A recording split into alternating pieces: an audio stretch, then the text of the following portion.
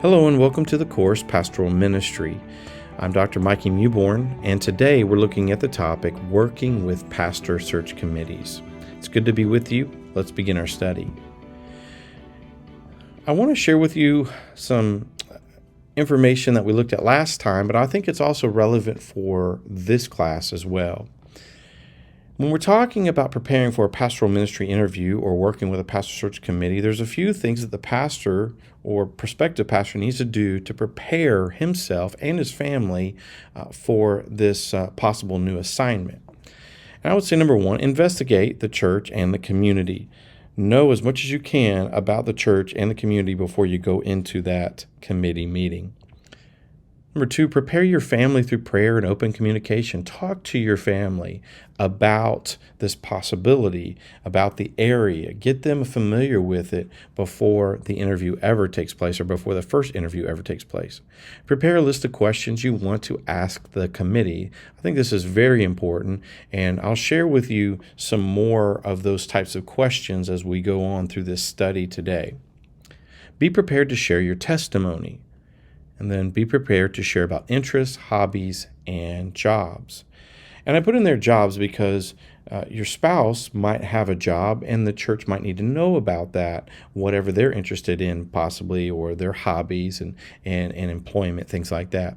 But also, if this is a bivocational position, the church will need to know about your job, need to know about what other positions are you working, where are you receiving other compensation from. I think that's important because they need to know where your heart is and in your availability as well.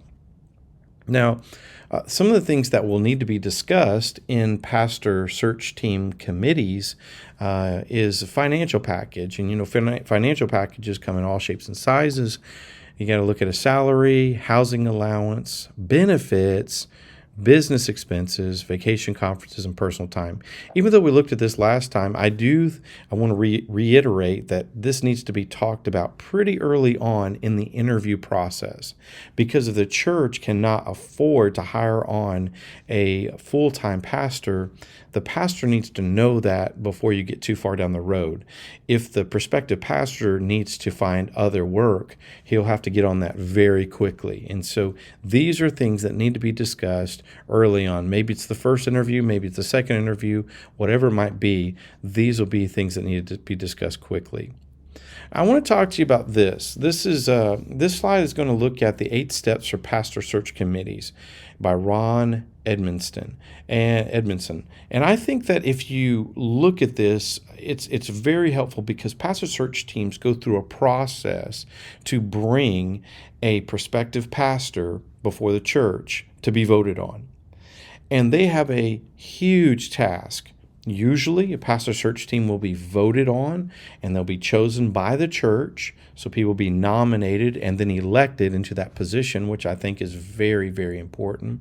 But along with that, a lot of prayer will go into choosing that committee. And so the first thing that will have to take place with the church is choosing the committee. And so churches do this in different ways, but whether the committee is 5 people or 7 people or more than that, it's important for the church to choose them wisely and to make sure that they are a good standing member of the church. They are a neutral type of person in the church.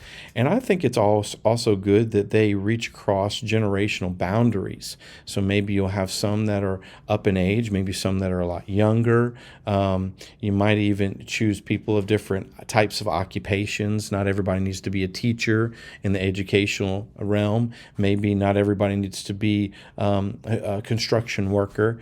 Bringing in different people, bringing in different genders, I think is always helpful for choosing the committee. So you got to choose the committee and choose the committee wisely. Survey the church. It's also very important to see what the church is expecting for a new pastor. What are their expectations? What are they hoping for? That's always a good way to look at it.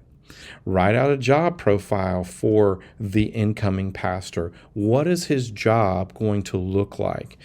He might have different expectations upon him than the previous pastor. Maybe the previous pastor excelled in certain areas, but the church has changed, and now the church is looking for another type of person for that job. Number 4, find strong candidates. So whatever that takes, maybe it's hiring a firm to find strong candidates. Maybe it's putting something out on the website. Maybe it's reaching out to an association or a convention and trying to bring in resumes. That's another thing to do. Maybe it's asking the church for possible candidates for the position. There's a lot of ways to do that. Number 5, review resumes. Now, this process can take a long time. I've heard of churches receiving 30 resumes, maybe even as few as 12, but I've also heard of churches receiving hundreds of resumes. It just depends on what the church is like and how they're reaching out to the community. So review the resumes, find the ones that kind of fit where you are, and then interview top candidates. So you take those resumes, walking through them quickly, and then figure out who are those top candidates. You compile those together, and then you start calling people. And as you call, as the pastor search team starts calling out to those people who might meet the criteria for the job or might be qualified for the position based on the survey, based on the heart of the church, then you can start calling out to these people and interviewing them a little bit, maybe just through a phone call interview. Maybe it's a conference call, but just simple at first. I think this is also a good time to try to compile some sermons from people. As you get to start whittling down your top candidates, you start figuring out which ones do you want to listen to their sermons. And so then at that point, you'll start listening to different sermons, and I think that's helpful. Then after you decide on which one it's to be, then you'll bring the candidate that you feel as a pastor search team is the right one to in front of the church. And so this can be a long process, but it's letting the church know about the candidate that you have chosen as a pastor search team. And so I think it's always good whether you're going to bring them before a church for questions and answers, or maybe it's a time of just letting that person speak and share their heart, share their testimony. Those types of things are important. Maybe for them just to pray over this person. That's always good. And then after the candidate is voted on, and if they're voted in, then help the new pastor start well. And so there's this onboarding process that I believe the pastor search team should work with the staff to help the staff and the new pastor come together with a common vision, common goals to get the pastor in the right place and working well. And I think that's very, very important. So these are 8 steps for a pastor search team or pastor search committee that I think are helpful. And that's helpful to see for a new pastor coming in that's maybe never gone through the process. These 8 steps are pretty common, and so you'll probably see these coming from the pastor search committee. Now, when we talk about the pastor search committee, I found this article by Jason Lowe that I think is very helpful for us, and it's entitled 15 Questions Every Pastor Search Committee Should Ask During the Initial Interview. Now, this is helpful for people who have just started on a pastor search team, or it's helpful for a prospective pastor, because a prospective pastor should be able to answer these questions and answer them well. And so I think this is helpful for both parties. So the first thing would be, could you share your salvation testimony and your call to ministry? The next one, what do you do for fun? Number 3, what doctrines do you think are essential to the Christian faith? That's very important. Number 4, how would you share the gospel with an unsaved person? Wonderful question. How do you articulate the gospel to other people? Number 5, how have you resolved a conflict in the past between yourself and a church member? Number 6, what does a typical week look like for you? How do you manage your time? Number 7, how would you describe your preaching style? Expository, topical, narrative, exegetical, textual. There's all types of styles. Other than the Bible, what books have most influenced your ministry? Number 9, how do you respond to criticism?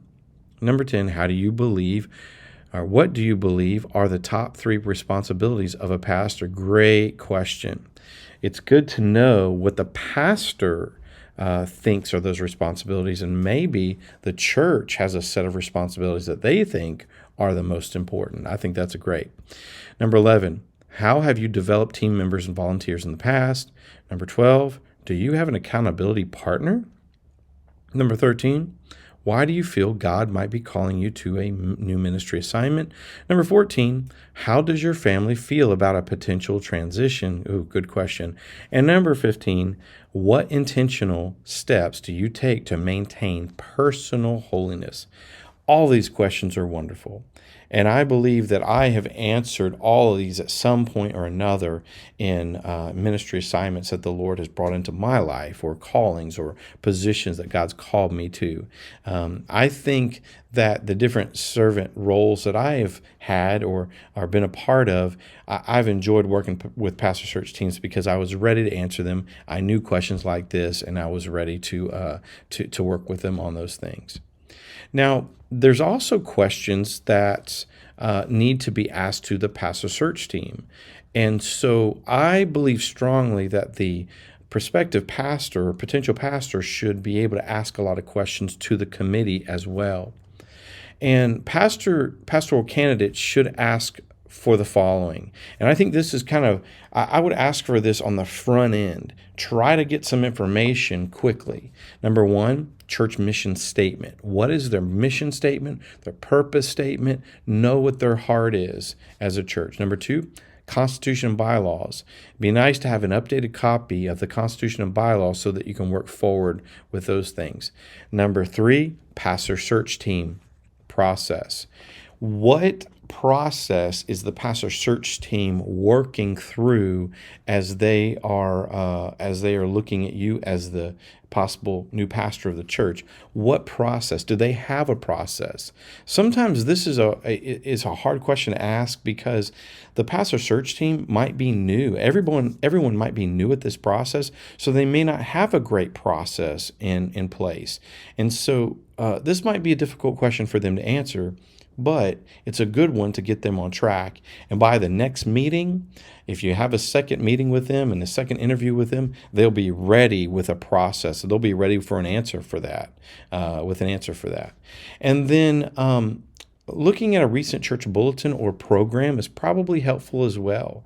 Trying to get what their last service was like or the previous services. It's important to know what they've done in the past so that you're not coming in trying to change everything, but learning from what's their heart. Are they doing mostly hymns? Are they doing more blended worship? Are they more contemporary with their worship? What does that look like? So it's always good to look at those things, because when you are asking questions about or to the pastor search team, you need to know what's their style of worship. What do they want to do? Do they want to stay with that style? Do they want to transition? What's their hope? And that'll be helpful. Also, ask the pastor search team about their positions regarding. Now, I'm going to get into several topics that I think are crucial to ask about when coming into a church. Now, some of them you may or may not ask about. It just depends. But I find them to be important topics when you're looking at going to a new church. Number one, I would ask some major theological questions. Limited versus unlimited atonement. The soteriological positions on these will be vital to coming to a church. It's important. We might look at this as maybe it's a Calvinism versus a non-Calvinist position in the church, or Reformed versus non-Reformed.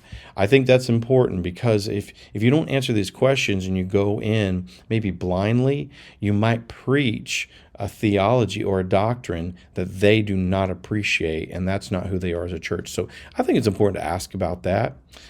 Missions, I think you need to ask about their missions, what they've done in missions in the past. Are they evangelizing people? Are they going out in missions? Are they going international missions or national or local? What are they doing? I think that's always important to think about. Leadership. How do they set up their leadership of the church? Is there a hierarchical type of system? Is it pretty much pastor-led? Is it elder-led, elder rule? How do they set up the leadership of the church? I think those are important. Another thing would be abortion. Do they have a stance on abortion? Do they take a stand on abortion? That might be another good topic. Homosexuality. A lot of churches need to work through this. Where do they stand on that? And so you may not agree at all with where they stand on that. You need to make sure.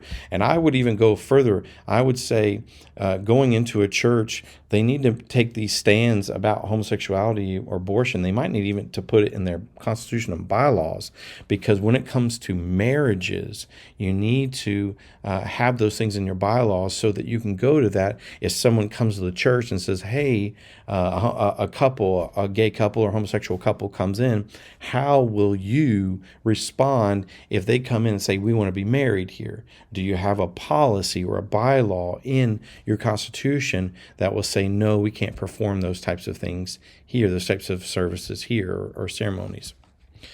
Cohabitation. What do you feel? What does the church feel about cohabitation? Girlfriend and boyfriend living together, non-married couples living together. Is there a statement about that? Do they feel strongly about that? That should be known. Is there any issues in the church that you should know about? Evolution.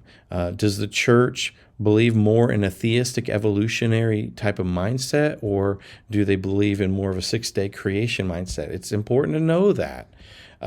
Critical race theory, where does the church fall in that? Intersectionality, woke theology, need to be able to answer those questions.